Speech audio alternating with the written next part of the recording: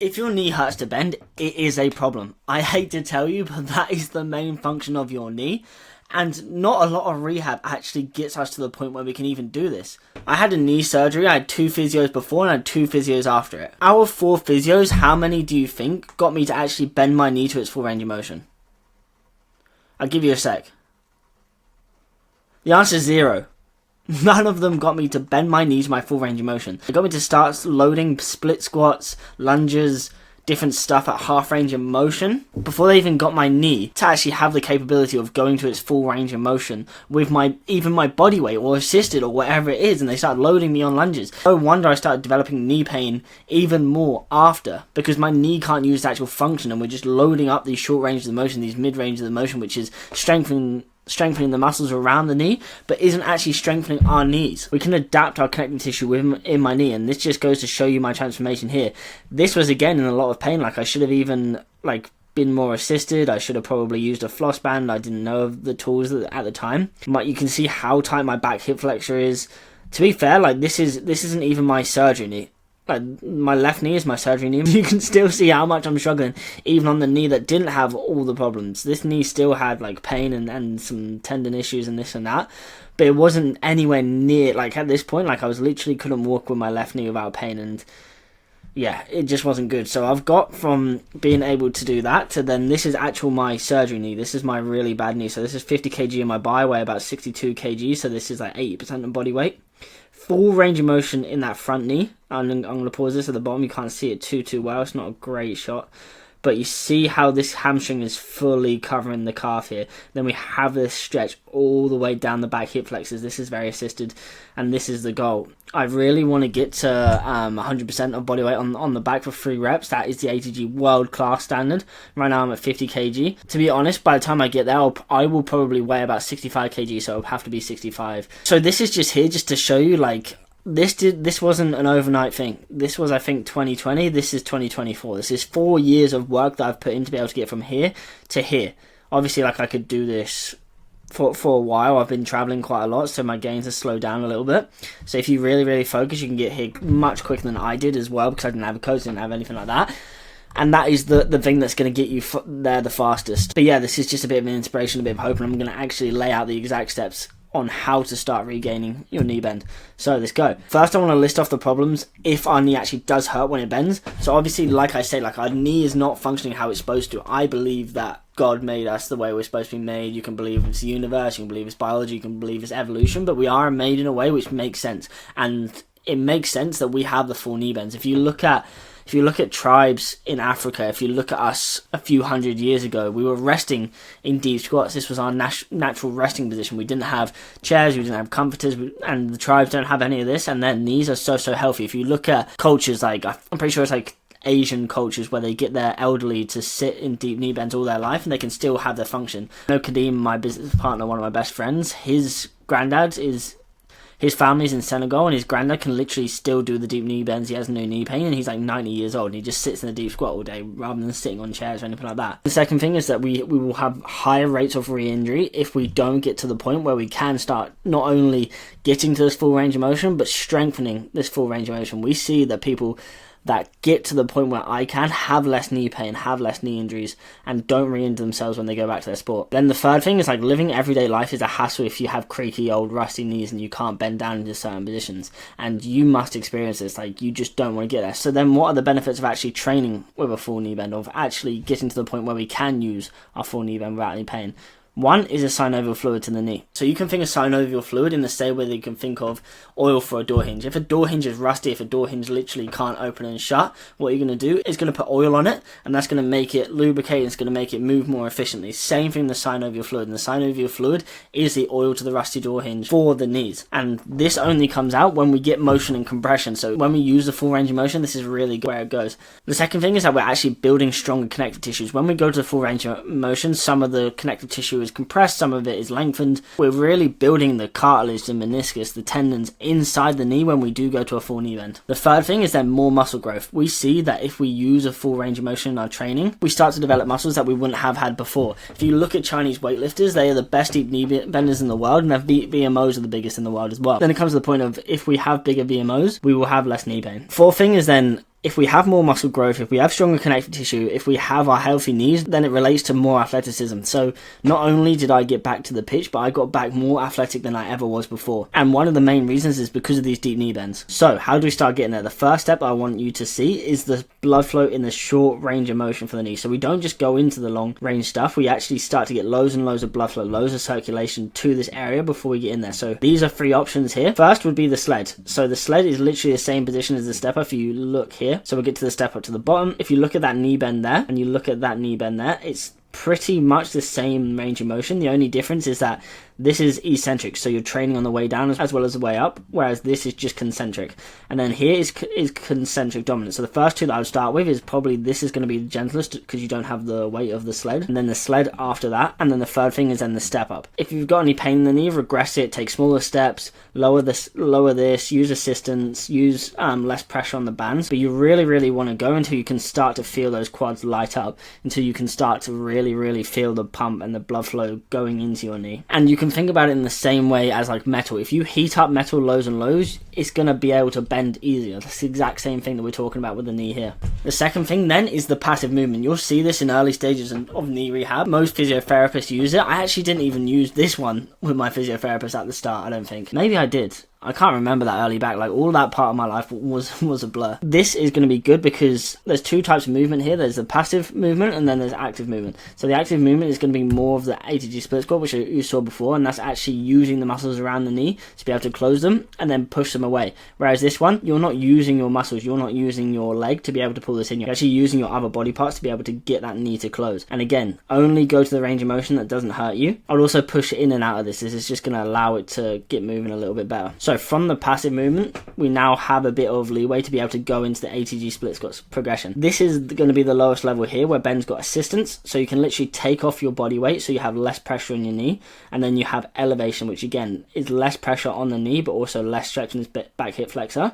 The other 2 things that we then want to think about for even more regress from this are 2, shortening the range of motion, so you don't have to go this deep to absolutely start with. If you can only get to a certain range of motion, we want to come to there and then go back. We want to come to there and go back. Second thing is then floss bands. I've used floss bands with my clients over and over again to be able to help them get to deeper range of motion. From there, we then look at removing the assistance. Once we can remove the assistance, we then want to start lowering the height. So then we go to lower height here. Once we're at flat ground, that then means we have full knee bend. Then our first goal that we really want to get is this flat ground ATG split squat without dumbbell loaded. That's going to be the first goal. I just want you to be able to control your body weight. If you can control your body weight through its full range of motion with one leg at a time, this is going to help massively. And again, like, the ATG split squat's really good because it's single leg, and if you have imbalances, if one leg is better than the other, this really helps to iron out any imbalances. And if you have one of the worst knees, which I definitely did, then that's going to help rebuild that stronger. Then you can do extra sets on that side, and it's going to help rebalance your body. And we know that with a balanced body, it's less likely to have a knee ligament tear. If we have imbalance side to side, it's more likely to have a knee ligament tear. So from there, we then lengthen the tissues around the knee. And this might look a bit extreme because I'm at advanced levels as well, but the couch stretch. What we can do to regress this is use an incline bench, and you can put the notches down. So the notch all the way up would be the exact same as this because the wall's all the way up. If you then lower the incline, that's going to be less stretch, less stretch, less stretch. So the more you can come up, the better it's going to be. And then eventually we want to be able to get onto this. But we only want to hold our active range of motion. So we don't want to push ourselves into anything.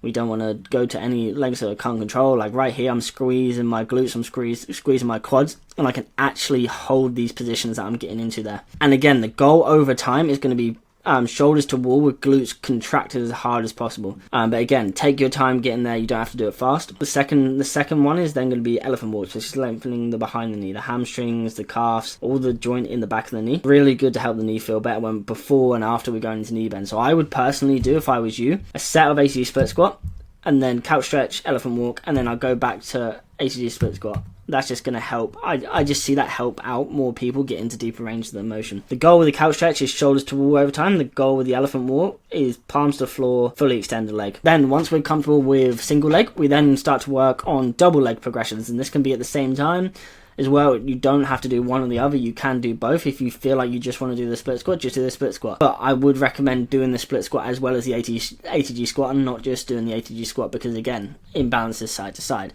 So again, this progression can go all the way from assisted and a limited range of motion. You see here where she's only coming to halfway, to being able to get to Olympic weightlifter level of, I don't know how much weight that is, I can't do that.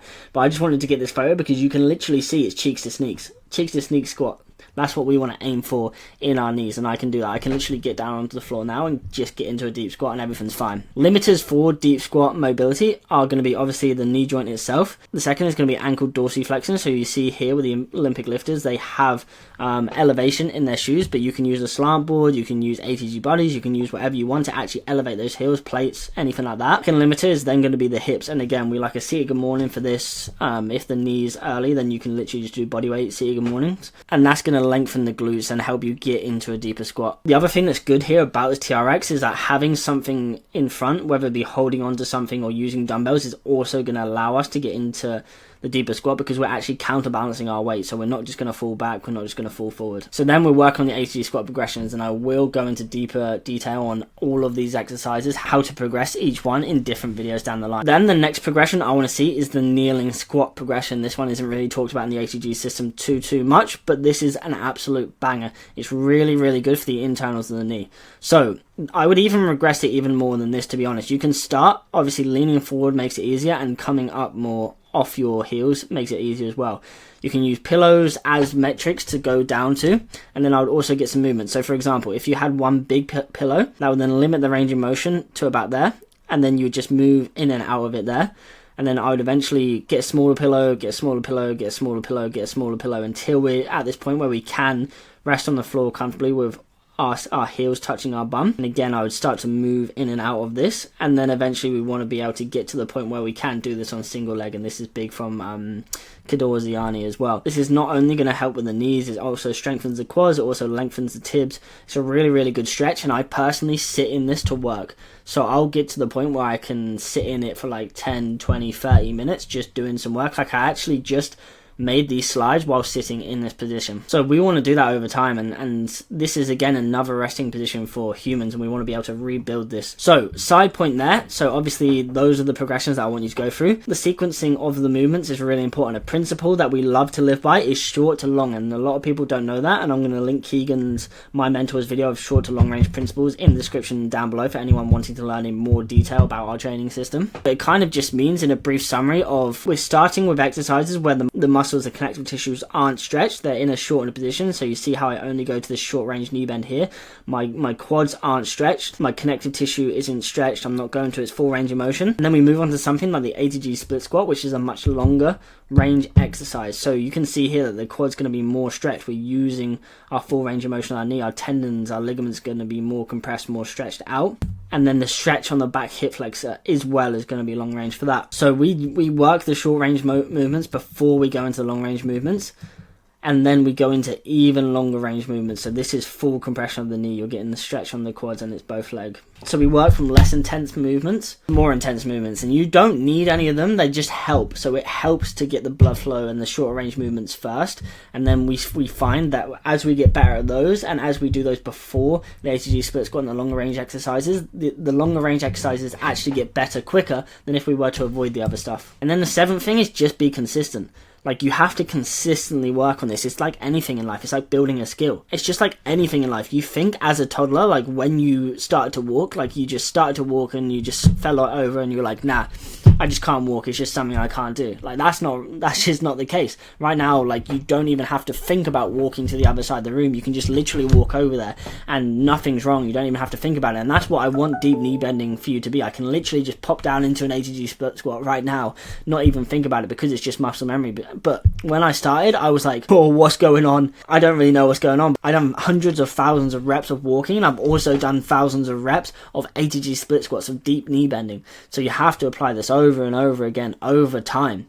It's not just going to come straight away. So don't be discouraged if you're like, no, I've done it and there's pain in my knee. Like, go to a shorter range of motion, start using the floss bands, use more assistance, find the perfect regression for you, work that range actively, don't go for any pain, and then progress over time. Like, that's the thing that I want you to do. So yeah, I hope that helps. If you do want to dive into any of our other stuff, we have things for every single level. Obviously, these YouTube videos are going to be really good, the ebook's going to be really good. It's free education. I try to give out as much free information as I can, but I only have so much time in the day, and the free education can only help so much. I personally, when I was younger, could have afforded the coach. There was no option for me to get an ATG coach when I was younger. No option for me to get a coach that actually knew these methods. No option for me to be in something like Bulletproof Ballers. I could have got a side job on the weekend. I could have earned the amount that it cost for a coach to be able to then, and it's life-changing what that would have done for me. It would have saved me years and years and years of knee pain trying to figure it out myself. And again, if you don't have the funds for one-on-one coaching, or you just feel like you can do it yourself, we also have low-cost programs which we show like exactly how I would program someone that came with me with knee issues to the 9 months down the line. And again, nothing that we do is medical, but we have been seeing crazy results, and we send people back to their physios and they're like, how are you even doing this? Interesting experience actually. I went back to Sheffield, which is where I went to university, and Kadeem came over as well, and we were in the gym. Went back to my gym that I used to go to when I was actually training these movements, trying to fix my knee a couple of years ago. Went back in that gym. First time I was in there, a woman came up to us. She was like, oh no way, I watch your guys' videos. I follow you on Instagram and I actually start using the stuff for my clients. I'm a physio. In literally like a year and a half since I've been posting, I've had the influence to be able to change the way that physios train and to be able to help their patients in a better way, which is so fulfilling to me, because that's all I would have wanted when I was younger. So yeah, I hope this helps. All of these links will be in the description down below. If you do need anything else, let me know. But yeah, thanks for watching this far.